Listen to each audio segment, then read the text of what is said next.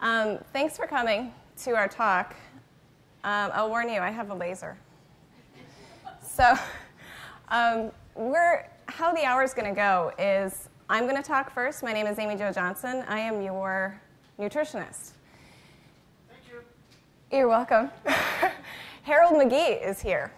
And yes, we're very excited. He's going to talk about fertilizers and fungus, funky bacteria, lots of fun things. Becky is also here from Happy Boy Farms. Thank you for the farmers market today. And we're going to have time for Q&A.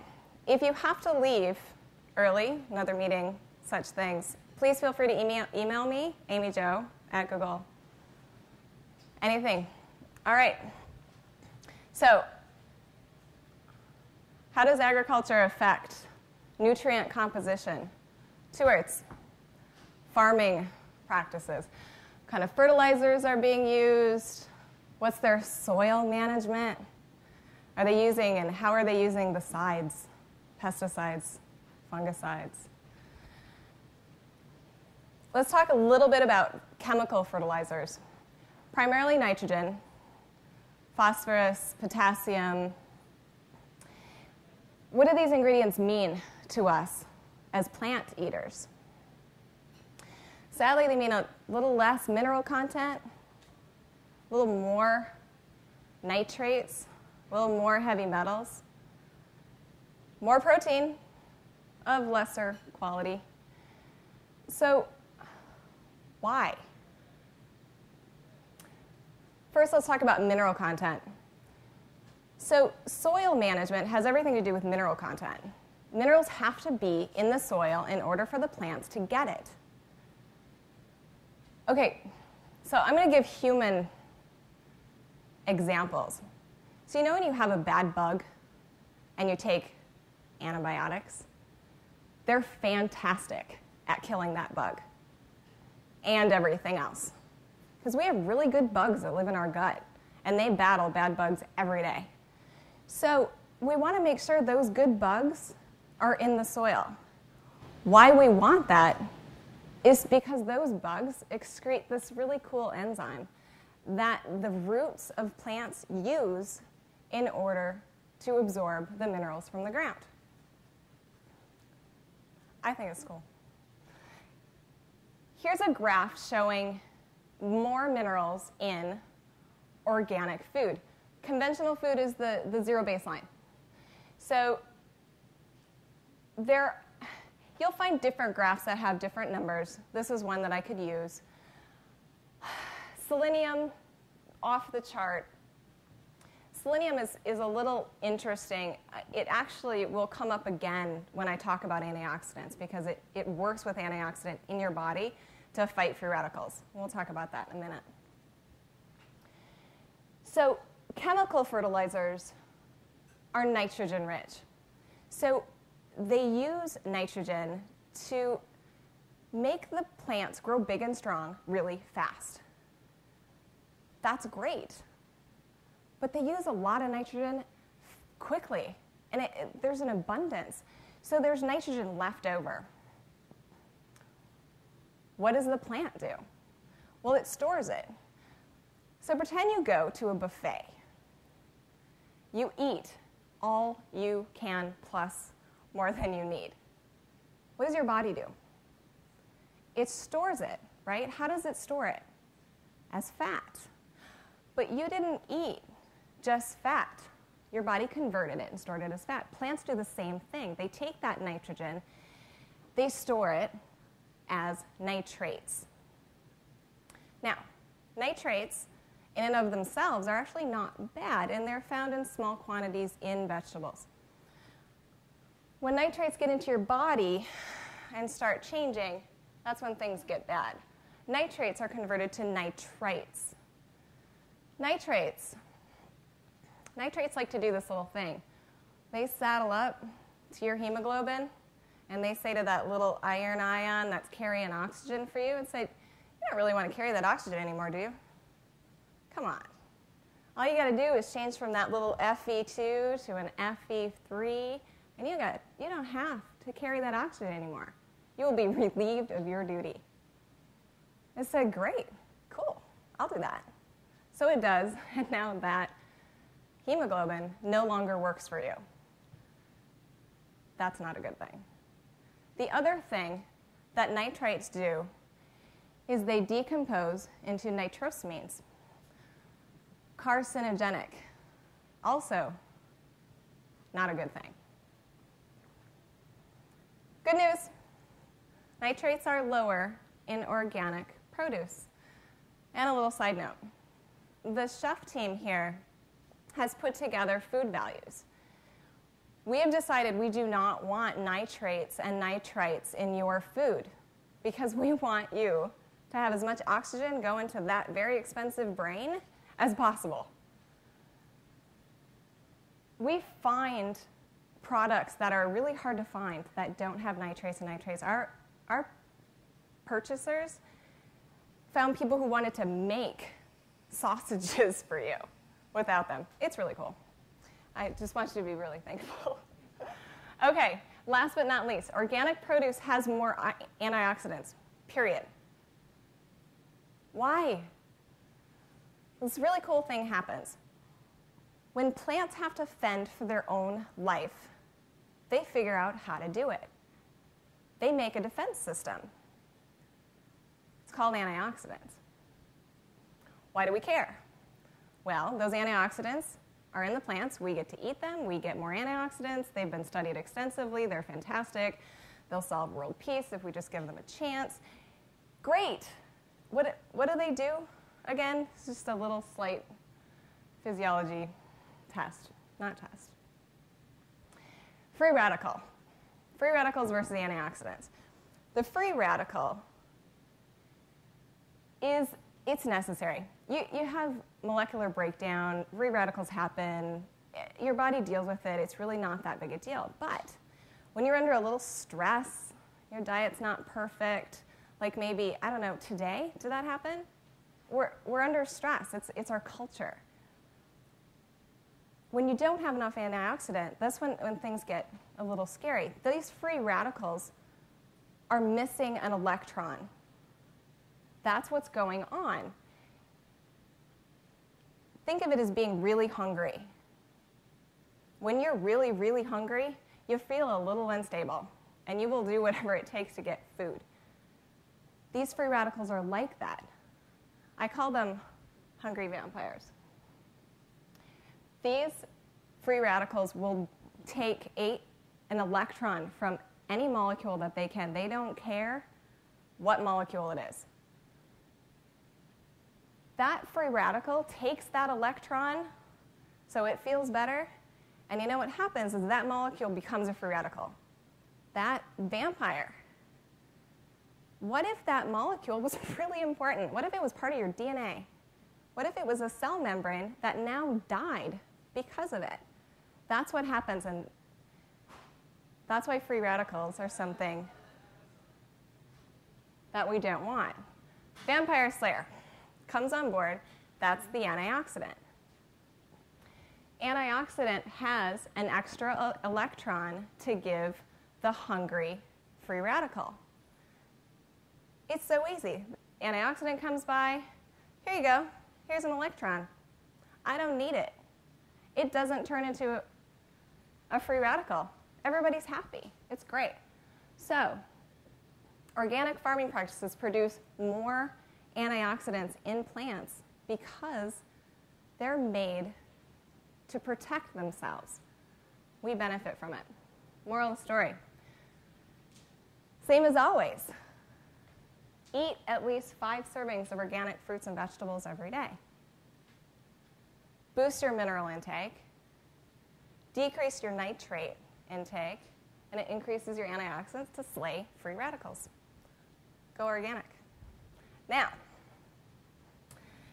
we are going to hear from Harold.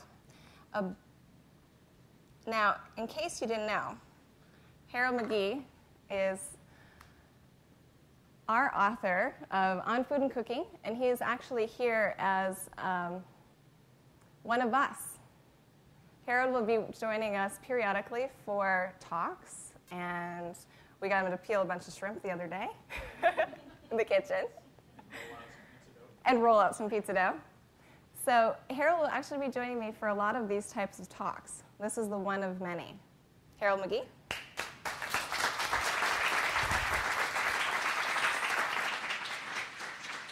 Thanks, Amyjo. Thank you all very much. And I'd like to thank Robert Nielsen, who invited me to lunch a few weeks ago. And then we got to talking, and then John Dickman and Robert Morgan made it possible for me to hang out here, which I'm enjoying and looking forward to doing a lot more of.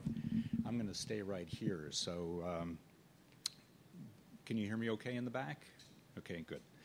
All right. So I started writing about food 30 years ago. And I started writing about food on a Selectric, not on a PC. And back then, there was such a thing as organic food, and it was pretty sad stuff. I worked in a lot of food co-ops as a student, and the organic stuff was always, kind of in the corner, wilted. The carrots were limp, the potatoes were green, and green potatoes are really bad for you. So organic produce was not what it is today. And thank goodness things have changed as much as they have. I mean, this stuff is gorgeous. And so organic agriculture and produce have become mainstream in a way that I never would have guessed 30 years ago. And one of the consequences of that is that scientists are taking a much closer look at what the differences are really between organic and conventional production practices, but also the products themselves, looking at them very carefully to see what is the real difference. What I'd like to do today is give you just a taste of some of the really interesting stories that are developing out of that comparison, things that people, I think, would never have guessed, and pretty cool stories. So just to begin, though, with a very broad brush description of what these two things are, what we call conventional agriculture, in fact, is a pretty modern invention. It was only made possible, really, by the invention of the chemical industries and has been around, really, since the end of World War II. And it basically operates by using external chemical inputs to control the process of production. So if you want plants or animals to grow efficiently, you intervene with chemicals at various stages along the way to make that happen as quickly and efficiently as possible. So you use concentrated fertilizers, you use growth hormones to speed the process of growth, you use, in the case of other creatures that are going to get in the way of the growth of the things you're interested in, poisons to kill off those other things so that the things that you're interested in can stick around. And it turns out that's a very efficient production process, and it's made cheap food readily available to lots and lots of people, but it's got downsides, the major one of which is that those chemicals that you use don't just go away immediately after you're done with them. They stick around, there are residues all over the place, and they pollute the world in one way or another, and that's a problem. Also, there are other issues. It depletes the soil, this kind of production, and it's very energy intensive. Making nitrogen fertilizer, for example, is very energy intensive. It takes a lot of power to make a little bit of fertilizer. What we call organic agriculture is really traditional agriculture. It's what everybody did until 75 or 100 years ago. And it works very differently. It basically avoids inputs from outside, and it works pretty much within a closed system and manages that system in such a way to make it sustainable, using what's available in that system itself. There are exceptions to that, but that's the basic plan. And the problem is that it's not as efficient, generally speaking, as industrial agriculture, but it doesn't have as many side effects either. So, and I think what we're seeing now is really a period in which both forms of agriculture are learning from each other. You know, we tend to think of organic agriculture as being traditional and therefore in some way less sophisticated than industrial agriculture, but I think that's just not true. If you look at it, you see that it's sophistication of a different kind directed toward different goals, and it's going to be a really interesting few decades, I think, ahead. Let's see. Just a really quick scorecard as far as I'm concerned these days. Once organic products became at all available, people began to look at them and analyze them and see, you know, whether they had more vitamins or whatever. And depending on who's doing the looking and how they look, you get lots and lots of different answers to those questions. So what I've tried to do is comb through the literature and just get a general sort of global sense of the differences. And my feeling is, partly because of organic agriculture's influence on conventional agriculture, these days the differences in flavor and nutrition and, you know, sort of general bacteriological safety are not that great. It depends a lot, though, on particular cases, and, you know, it makes a tremendous difference how things are handled post-harvest.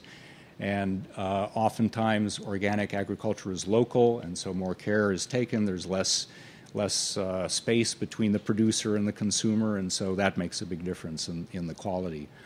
But that's, you know, as I say, a sort of broad brush description. The places where there's much of a difference at all comes in mold toxins. That's the one area where I would say conventional peanuts in particular have an advantage over organic, because there are molds that cause the production of something called aflatoxin.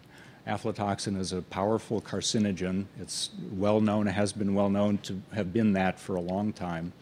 And those molds are killed by fungicides, which are not allowed in organic agriculture. And so when you do tests of organic peanut butter and conventional peanut butter, oftentimes you find much higher levels of aflatoxins. It's maybe not that big a worry, because the level of aflatoxins in any food is regulated by the government, and so unless there's been a real problem, a kind of anomaly, there really shouldn't be a dangerous level even in organic foods, but that is one major difference. Then apart from that, the sorts of things you would expect. There are more chemical residues on conventional produce, and there are, as Amy was saying, more phytochemicals in organic produce. Why that is an interesting question. I'll come back to that too. So now a couple of stories about the kinds of science that's being done on the differences between organic and conventional agriculture and the interesting things that are coming out of it. So one of the big problems or challenges for organic agriculture has been that it's hard to grow good bread wheats on naturally fertilized soils, on manured soils. And that's been known for a long time, and no one has really understood why it is. And a lot of wheat is used to make bread, so that means that you would be able to do a lot more with organic agriculture if you could find a way of growing good bread wheats on organic soils. What you need for good bread wheat is a strong gluten protein. And gluten is actually a kind of composite of several different proteins in the wheat grain. And so the question is why it is that you can take the same variety of wheat, grow it conventionally or organically, and the organic bread wheat is not as good for making bread as the conventional.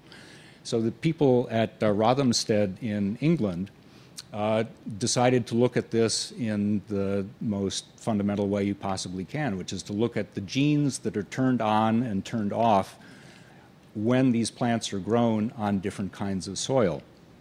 And it's a pretty amazing set of experiments they did. They looked at 10,000 different genes, and they asked which ones are turned on, which ones are turned off, and to what degree are they turned on. How many copies of those gene transcripts are made under different conditions. The N's indicate different levels of artificial nitrogen fertilizers, ammonia fertilizers, and you can see that at those different levels there are various changes going on, but they kind of look the same. The one band going down that pops out is FYM, which stands for farmyard manure. And it's not just a difference in how much nitrogen the manure holds, because it actually holds about as much as the N4, a couple of lanes to the left, and it doesn't look anything like that. So clearly, for whatever reasons, and they still don't understand why, you grow these plants on manure, they turn out a different set of genes in different proportions than they do on artificially fertilized soils. So then they went further and they said, okay, that's interesting, but how about stuff that we know is relevant to bread making? So they looked at the proteins that go into gluten, and what they discovered again is that FYM treatment, the farmyard manure treatment, gives you very different proportions of the various proteins that are involved. And basically, for bread making, what you want is, let's see if I can get the laser to work right, you want lots of that. And you see how in the artificial nitrogen, you've got a higher proportion of that one to that one, and that's true until you get to pretty high levels, and then for some reason on the farmyard manure, the proportions are reversed, and now you're getting more of this gluten weakening protein than the gluten strengthening one. These are also a different set of gluten proteins, and they also tend to weaken rather than strengthen, and you can see again that for whatever reason on the farmyard manure, there's lots being produced. So this is a first step to understanding what's going on. I mean, it's just fascinating to see that there is a difference like this. But then what it's going to make possible is for plant breeders to go back and look at heritage seeds and scan them very quickly for exactly the genes that are at issue and pick out the ones that are going to be better performers on organic soils.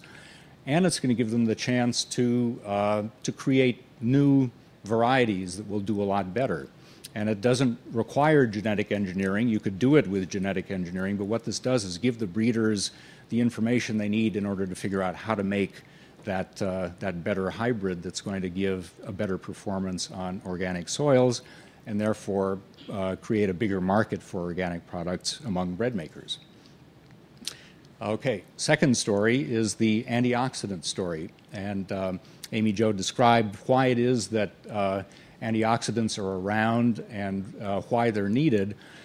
The question is, why is it that you find more in organic produce than you do in conventional produce? And so people have looked at this very carefully, and what they found is that because antioxidants and other kind of secondary compounds in plants are generated in response to the stresses that the plant feels from the sun, you know, it can't run away from problems. So if it's getting a lot of ultraviolet light from the sun that's going to cook its cells, it's got to find a way to protect itself. So it generates pigments of various kinds. If insects begin to chew on it, it has to develop some kind of chemical warfare in order to convince the insects it's not worth their while to eat this particular plant.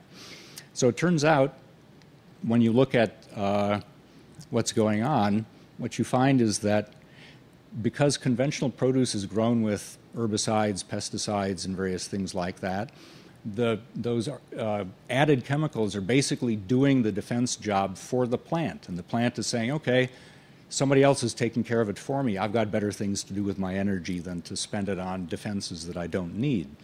If the plant is getting chewed on,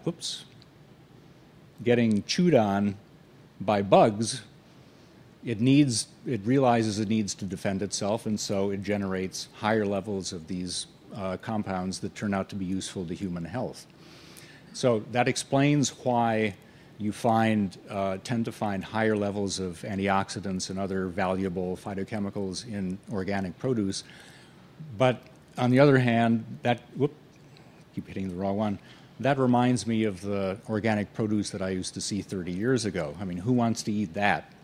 So the question is, what can you do with this information in order to do a better job of giving the same kinds of advantages to the food we make?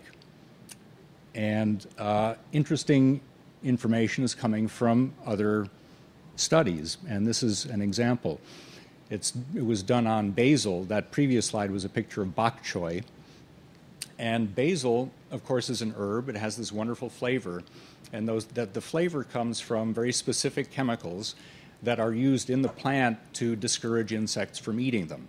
We find them pleasant, but insects don't, and that's why the plant makes them.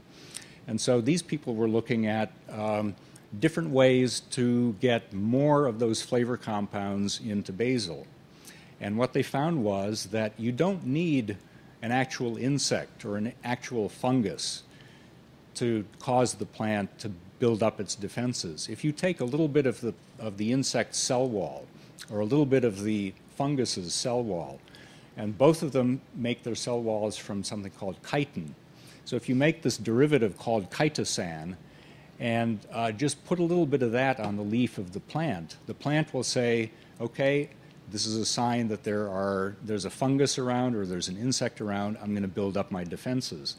And so what they find is you can put various levels of that cell wall onto the plant, and depending on the concentration, you get more and more of these various flavor compounds. And by the way, it's one of the things I love to talk about is flavor.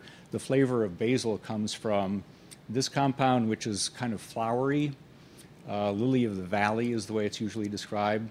Eugenol is the characteristic flavor compound in cloves, and methyl eugenol is kind of like tarragon. So the next time you taste basil, think about what you're tasting, and you might detect all of those different elements. Anyway, you can see that they become expressed at higher levels, but it depends on the compound to what level exactly, and their proportions change. So you can probably actually change the flavor of the basil itself to the kind of flavor that you like, depending on how much of this cell wall you put on it. And the overall quantity of essential oil goes way up as well. And then after a certain point, you get diminishing returns. So you don't need to have the insect-chewed bok choy necessarily to get these high levels of antioxidants and other phytochemicals or flavor compounds. You can just give them this indicator that there's trouble coming, but not actually cause them to suffer. So just a couple of examples of the fact that scientists are looking more and more carefully at both organic and conventional agriculture, and both are going to be better as a result. Thanks.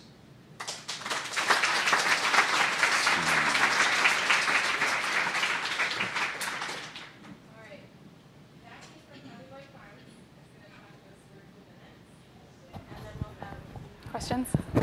Okay. Can you guys hear me okay? Okay. I don't have a laptop. I don't even have a computer, to be honest. Though I do know how to use a computer. And I used Google to find my way here on the internet this morning. So I have a clipboard and paper, which I'm going to use to talk to you guys. My name is Becky. I'm from Happy Boy Farms. We grow in Santa Cruz County, Madera County, and San Benito County. And that allows us to grow a variety of crops. We can grow cool weather crops year-round in our local valleys, and we can grow warm summer crops in the valley in the spring, and then warm crops in like Gilroy and Hollister in the summer. So we grow everything from baby mixed salad greens to melons, which I think these are them right here. Melons, heirloom tomatoes, cucumbers, sweet corn, all kinds of things. We were founded in 1996, and we've been organic for 10 years. And we're a member of CCOF, which is California Certified Organic Farmers. And my job at Happy Boy is I do many things. We're a small farm, so everyone kind of does a lot. I do sales. I also do purchasing, and I give farm tours, and I give talks to the public about organic agriculture now and again. We sell at some of your local farmers markets. I'm going to use a cheat sheet because I can't remember all of them. Around here, we sell at the Valco Farmers Market in Cupertino, Santa Clara, Willow Glen, Sunnyvale, Saratoga, Campbell, Los Gatos, Princeton Plaza in San Jose, Mountain View, Los Altos, Redwood City, Belmont, and San Carlos, all kind of in the South Bay area. And if you need more information about the farmers markets, I can give that to you later. So I was asked to come today to talk about why it's important or good for you to buy organic produce. And also, I would say I'd extend that to organic dairy, organic meats, and grains as well. But I'm going to start off, hopefully, by breaking the ice with you guys a little bit and see if you guys want to volunteer some reasons why you guys think it's important to buy organic food. So I don't know if anyone here is brave enough to raise their hand and share why they think it's a good idea to buy organic food. Okay. Sustainable farming. Okay, so does anyone want to add on to that? To support sustainable farming? 2 thumbs up. Okay. Anybody else want to volunteer another reason maybe why they think it's important to buy organic food? Tastes better. It tastes better? I think so. Anybody else? Okay. If anyone, okay. Phytochemicals. Phytochemicals, yeah, antioxidants and the health of the plants. Okay, I'm going to share a few reasons. One would be biological diversity. Organic farms are usually, but not always, but almost exclusively very diverse, which means that we grow hundreds of crops. And that's part of our strategy to defeat pests and diseases in our fields is instead of just growing like, I don't know if you go through the Salinas Valley or any big agricultural area, you're just going to see like lots of iceberg lettuce, right? But the problem with that, well, one problem, in some ways it's good, but one challenge is that if bugs find that field and they like iceberg lettuce, they're going to eat it all. And they're going to have a field day. Oh, we have another hand. What does that have to do with organics? That just has to do with farm side. Well, it has to, yeah, that's a good question. It has to do with land stewardship and organics because one of our strategies for combating pests and diseases is to rotate our crops and to have crop diversity. So if I have a couple rows of beets followed by a couple rows of parsley followed by a couple rows of head lettuce followed by basil and so on, any one bug isn't going to really get a strong hold in my field because it's very diversified. They're not going to find, a huge field of broccoli to plow down. And also, another aspect of that in crop rotation is if I have all these crops coming through and they come through pretty quickly, as I till them under, I'm combating the weeds that way also. Instead of using pesticides, I just till under my fields every 6, 8, 10 weeks to put in a new crop, a different crop. So whatever bug or worm was living there that was eating my cauliflower, a couple months down the line, there isn't going to be cauliflower there anymore. I'm going to have beets, and they're going to I don't like beets, and they're going to,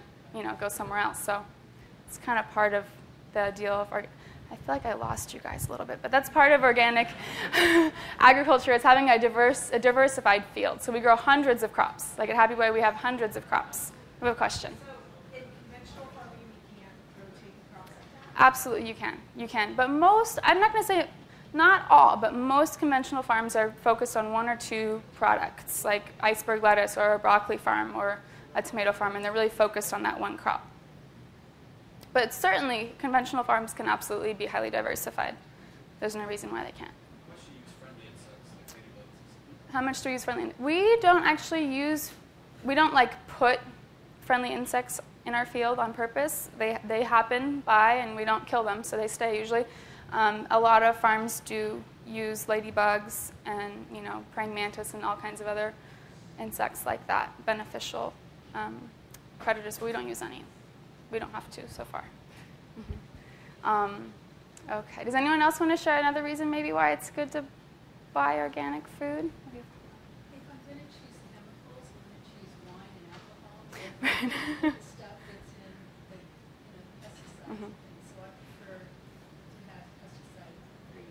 Right. Did everyone hear that, or shall I repeat? Okay. She's saying if she's going to pick a chemical, she's going to pick wine or beer or something. She's not going to, elect to have food that's, has pesticide residue on it. That's good for your own human health. Back in the back there. It's important for.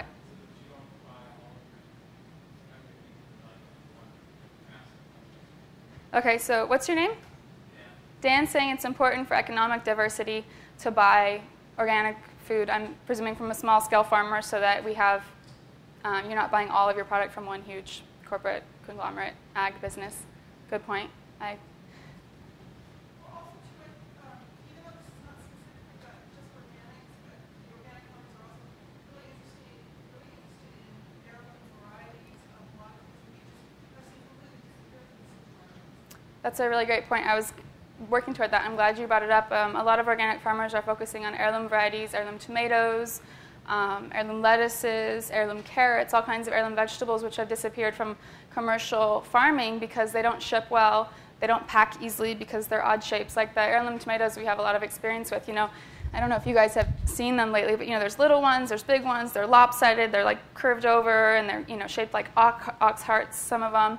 And so those aren't, you can't put that on a conveyor belt. You can't put those on a conveyor belt and fit them neatly into these boxes. It takes like one person about 30 or 40 seconds to fit. I do it sometimes. I also, part of my job is packing tomatoes sometimes, is to fit them all in the box. It takes, quite a bit of time to do that. It can't be done mechanically. So yeah, organic small-scale farmers are working really hard to produce these heirloom varieties that otherwise would be lost. Maybe you want to tell me what heirloom Oh, means. heirloom, thank you. Yeah, heirloom means, basically it means old or antique seed variety. Generally, people accept it means a non-hybridized seed that's very old and has characteristics that haven't been hybridized. Basically, that's, I think, the most simple definition of heirloom. Something old and not hybridized. Did you want to add anything to that? Anyone? No? Okay. Not very scientific definition, but anyone else want to volunteer any other reasons why it's good to eat organic food? No? Okay. One reason that's like really important to me as an employee from the perspective of someone who works on an organic farm is my own health and the health of the people I work with. I would never elect to work on a conventional farm because people who work on conventional farms are exposed to really high levels of toxic, deadly chemicals every day. And not just working in the fields, but living near the fields. Like people who live near the fields where they work are also exposed to chemical drift. And agricultural workers in our population, they are the most at risk for pesticide-related poisonings than anyone else, than consumers. And I have some statistics that I'm not going to show. Oop, oh, man, my technology failed. I'm going to share a couple of statistics with you guys. According to the Occupational Safety and Health Organization website, there's about between 10,000 and 20,000 physician-diagnosed pesticide poisonings every year in the U.S., and that's just what's like reported to doctors, and which doctors then in turn report to the Occupational Safety and Health Organization. So 10 to 20,000 they estimate. And the World Health Organization estimates that there are 3 million pesticide poisonings every year in the world, and 220,000 people die every year from pesticide poisonings. 220,000 people a year. And in the US, that represents about 1 in 200 workers that experience a pesticide poisoning, not a death, but a poisoning. And I just want to add to that in terms of like underreporting. Like in the US, we do like a pretty good job of reporting that stuff, but like the Pan American Health Organization estimates that in Central America, that 95% of pesticide poisoning cases actually go unreported. So that's like pretty significant. And most of the poisonings that happen in California happen in the Central Valley. But then after the Central Valley, I think the county that comes in 6th place in terms of worst for pesticide poisoning is Monterey County, right? Kind of in our backyard. And so that for me is like a really important reason to buy organic is the workers' health. Okay, does anyone, we have another question. What about the environmental health? And that's the other, moving right along, the health of the environment. These chemicals also affect, like chemical pesticides and herbicides and fungicides are like what you were calling persistent chemicals. You can't get rid of them, you can only dilute them with water. And so they go into our waterways, they go into the ocean, they go into marshes and things, and they poison birds, they poison aquatic life. And also like bees and birds and butterflies and bats that pollinate all fields, organic fields, conventional fields, they also get sprayed and doused with these chemicals, and every time they go through a conventional field, they're like picking up these very toxic chemicals. So it's, yeah. Do you guys think of any other reasons? I think we've hit on most of them, our own health, health of the environment, health of the workers. The only other, I guess, thing I was going to talk about is the idea of buying direct and buying local. I know you guys had a talk in here not that long ago about fair trade, you were telling me, and I just kind of wanted to draw a really quick parallel between the idea of fair trade, which is buying more directly from, in most cases, we're talking about coffee producers, And the idea is to exclude like middlemen from the equation and get more money to the folks who are actually growing the product. And that's the same for local farms. When you buy direct from a farm, like Google buys direct from our farm, I talk to the chefs at Google a few times a week. It's like fair trade. We're getting the best price we can possibly get for our produce, which means a sustainable future for us as organic farmers. And that gets passed along, to all the employees of the farm as well. So it's kind of like fair trade. Not exactly, but sort of. When you buy direct from your local farm at the farmer's market, it's the most direct way you can support local, sustainable agriculture.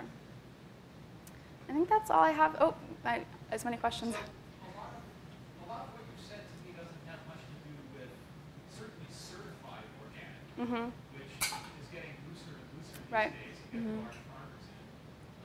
We're buying organic strawberries that are shipped up from Chile or something. Right. So it's not supporting any local. A lot of people who are doing organic farming are doing large monoculture farming. So is it, I appreciate that you are, in fact, doing sustainable practice. You are local. You are Small. Sorry. Small. You are small, and so all of those things play in. But how do we as consumers deal with certified organic versus farmers who are doing very effective organic practices, but not eager to deal with certification for whatever reason, versus conventional farming? You brought up a lot of really good points, and that's a debate that I love to have. And I sometimes try to keep politics out of the general talk and not, But since you brought it up, I'd say, yeah, there is a difference between certified organic and just people, technically people who are not certified organic aren't supposed to say they're organic. There are a lot of farms, especially in Santa Cruz County, that are really small, that they call themselves beyond organic or sustainable because they are practicing sustainable, cultivation practices, but they haven't gotten the certification because of financial reasons. Some of them for political reasons too. The USDA recently, in the last couple of years, has gotten involved with organic certification and has kind of rewritten the rules about what organic is, and a lot of small farmers take issue with that, and they don't think that their rules are strict enough. So, CCOF, for example, California Certified Organic Farmers in Santa Cruz, is very strict, and their program is more strict than the USDA program, in fact. So there is a big difference between a small, diversified farm and a large monoculture organic farm like California Organic, Cal Organics. In Berkeley, they just do I don't know how many hundreds of acres of carrots. It's just like carrots forever. Or my last name's Bolthouse, but I'm not related to Bolthouse Farms. But they're down in Bakersfield and they have an organic operation. Is my time up? No. Okay. Everybody likes my screen. But there are these monoculture large farms, Earthbound, which they're actually our neighbors. We're right, just across the road from Earthbound Farms. They have huge monoculture fields of, well, I wouldn't say monoculture because they've got a dozen different kinds of baby lettuces, but it's just baby lettuces for thousands of acres. So there is a difference. How are they able, you just mentioned crop diversity. Right. And being able, as a strategy to produce produce.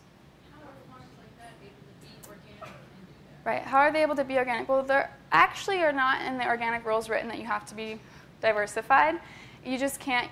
There are rules about what you can and can't use. The amount of chemicals like bleach you can use to clean your facilities. Even they choose to regulate what you apply to your land, but they can't really regulate what you plant. They can regulate where the seeds come from, but in the case of Earthbound, how are they able to do that? Well, they use different techniques. They use you can use insecticidal soaps. That's basically just soap that you can put on these plants, and it will kill bugs. Soap will kill bugs. So you can use a dilution of soap to kill bugs, and that's still organic. I can't speak specifically to what Earthbound does or doesn't do. I don't work for them. I don't know what techniques they are actually doing, but you can grow, huge fields of lettuce without applying nasty chemical fertilizers. They have different methods. Flame weeding is one method they use to control weeds. Do you guys know what flame weeding is? I'll tell you. Okay. So imagine you have your row and you want to plant there in a couple weeks, and so you're going to pre-irrigate it, and then all the weed seeds grow up because you've given it water. And then you can do two things. You can either go through and plow it It's just called like pre-irrigation and tilling, and then you just like cut under all these weeds that just grew up, and then you prepare and plant the crop that you want to grow. And you've gotten all those weed seeds to sprout, and then you've cut them, and then you're going to have fewer weeds. The other way you can do it is called flame weeding. And there's a tractor-mounted flame weeder, and there's a backpack-mounted flame weeder, and you have this torch, and after you've pre-irrigated and all the little weeds come up, you like torch them. You just torch them with like a propane torch. And you can put that on the back of a tractor, but on really small farms, people just have like these backpack propane tanks and these big torches, and they go and torch the weeds. And then you plant your crop. So that's an example of how you can still be organic and using more, like he was saying, sophisticated means of controlling your weed population, for example. Some people would say, I wanted to bring one thing up. Barry, you brought up a great point, and something that we battle with every day here: organic or local. Yeah. Oh, yeah. All the time, and we have to make that decision: organic from Chile, or sustainable from someone down the road. Yeah. And all that stuff I just talked about with organic. I trust that local farmer that's near here. I can go and talk to them about their sustainable practices. I pick that. Mm-hmm. I pick that local farmer. It's going a lot fewer miles. Those miles equal less nutrition. The farther you're going, the less nutrition. The second you cut that plant, the nutrition starts to degrade. Mm-hmm. We get plants here that they pulled out of the ground yesterday. No, seriously. We talked to your chefs up until like noon today, and then we are picking their food right now, and it will be here at like 6 o'clock tomorrow morning. It's like that fresh. It's like really, really fresh. It is. That's how nutritious it is. I pick local. I do. That's why farmers markets are really important. That's why we did a farmers market today, just to remind you, pick your produce this way. Pick from people that we know. Mm-hmm. It's really important. And those are all really good points. I totally agree, yeah. Is all produce that's available at the farmer's market equally good? No. Can I comment on that? I worked in the markets for 4 years. Please. You know, the certified California farmers markets, the ones that are certified as farmers markets, all the produce that comes, they have to be sold by the grower, which means the farmer actually has to be there. You can't resell produce, which is great, which means you're buying direct from the farmer. Now, if you go to the farmers market, you will see, like even in Santa Cruz, we have this very lovely farmers market with lots of small local farmers. And I know that Windmill Farms has the best strawberries. And I know that because I've been buying strawberries at the farmers market for years.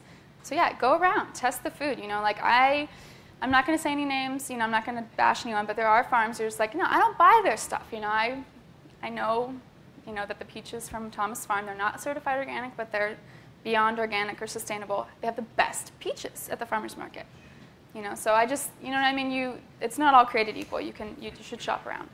But your case, are they all like organic or sustainable? Oh, at the farmers market, no. The farmers market is a hodgepodge of certified organic and not certified organic growers. And what you should look for are the signs that say certified organic by. So most farms at the local farmers markets are certified by CCOF. Some are certified by QAI, some are certified by USDA. So look for a sign that says that they are certified organic. 2 questions here, one in the back and then one in the front. So it's interesting to be able to talk to someone who really works in a farm so I can get the real story on something Hopefully. that I've heard. I've gone to this little market that I go to. It's not too far from here. And they sell about half organic, half conventional. And then I can go to the farmer's market on Saturday. Mm-hmm. And it always seems like the stuff that I get at his little shop stays fresh a lot longer. And I've asked him about it. He said, well, one of the reasons is that we demand that they take it in and they refrigerate it right away so that it stays fresh. Well, they don't do that at the farmer's market. And I wanted to see, does that sound like something that's real to you or something else going on? I'd say 2 things. One is that, refrigeration definitely will extend the life of a product. So if something's been sitting, if you go to the farmer's market at the very end of the day and you buy lettuce that's been unrefrigerated maybe for 8 hours, our lettuce, it'll still last you a week, but, because it's fresh. But Yeah, no, that definitely compromises the shelf life of a product if it's been unrefrigerated for an entire day, definitely. And then the only other thing I would say, it's possible that that the produce that you buy at the farmer's, the little market, might not be cut that day or the day before. It might already be a couple days old. I don't know. I have no idea. I mean, I'd say my experience, I've worked for 3 local farms, and I know a lot of other farms. Everyone, like harvest up until they're, like, packing the truck to leave to go to the farmer's market. Like, it's super fresh. Like, so, I don't know. Wish I had a better answer for you. So you haven't really touched on this, but with regards to buying produce when it's in season, Yeah. are there nutritional values? Oh, yeah. Is a tomato right now more nutritious than one that I would buy in the middle of winter? Or I know a lot of the reasons you should, but I'm wondering about that one. So it depends on how it's grown, again. Oh, sorry.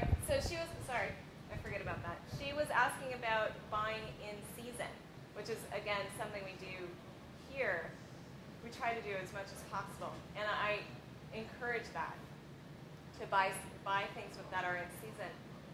She's asking, is it more nutritious to buy it in season or not? And my response is, it really depends on how it's grown. Things that are grown out of season aren't necessarily grown in the most optimal situations. And it also may have been shipped from somewhere that's not even in this country. We're really lucky here in California, but. We're getting apples Yeah. from Washington. They're not as No, like apples right now have been sitting in cold storage since October. So it's not, eating in season is really important. And your body will tell you, like, I don't need apples right now. Go to the market, get stone fruit, peaches and plums and apricots. They're here right now. They're fresh. They're good. Apples, you won't eat those in the wintertime. Citrus is over. Like, citrus is a wintertime thing. I don't eat oranges right now. Your body doesn't need it, and they're not fresh. And then in terms of tomatoes and things like that, if you're getting something out of season, it's either coming from a greenhouse or it's coming from far away. And if it's coming from far away, it's been picked green, which means it's not vine ripened, which means it didn't have a chance to develop fully all the nutrients and flavor that it could potentially have. That's really important. Getting vine ripened fruit is really important because it's had a chance to mature. And I don't know what nutrients come out in a plant. I'm not a food scientist, but when they come out, later in their life, they come in with color and more nutrients. And then if you're getting something, strawberries from Chile, they're probably picked green, So go to your farmer's market and buy fresh food. It's really good. Anyone else have any other questions? It seems like everyone. I can see some of you are like on the verge. You're like, I kind of want to ask this question, but I don't. And remember that when tomatoes are really out of season and we don't have tomatoes when you make your sandwiches, you don't need to post that to this. Ever again. I want tomatoes for my sandwich. Sorry, they taste like cardboard. Go ahead. You mentioned soap. I've heard that there are certain kinds of organic pesticides Yep. as well. What is your farms using that too? What's your opinion? I've heard people use things like nicotine as an Whoa. pesticide. In South America, the Roseanne as an example. But organic is exactly up. So I was curious, what else do you use? Okay. The question, I don't know if everyone heard it, was that there are such things as organic pesticides that are made out of compounds of soap, oil, I don't know what else, like bacterias, BT. I'm sorry, say again? Pyrethrin from chrysanthemum. I've never even heard of that. Okay, so there are organic pesticides. Our farm, we don't use any. Some people would say we're lazy. Our sweet corn, there's a worm in every year because we don't use, there are like organic pesticides specifically for corn to kill these little worms or like prohibit their growth and stuff. And we don't use them. Maybe we're lazy, I don't know. But so the answer to your question is no, we don't use them. But yes, farms do use organic pesticides. I've never heard of nicotine being used as an organic pesticide. I have no idea. I wish I could tell you more. Before I forget, too, I was reading a bunch of different articles about organic versus conventional, and Harold brought up a few, and I made some copies of them. I find them really interesting. Harold and I were talking we find them really interesting. If you really want to read them, I actually made copies, because I think they're so cool. Feel free to ask me for them. There's actually more research out there than I thought. I was really and I was really happy to see it, that there's scientists out there going, let's really look at this. So it was really cool. So we're actually out of time. Yeah. So thank you for coming, and thank you, Helen. Thank you, guys.